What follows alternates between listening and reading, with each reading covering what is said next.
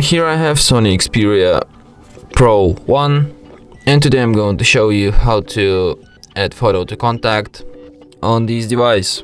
So firstly, let's open contacts list, then select contact which you want to add photo, tap edit contact, tap on the camera icon to edit its photo.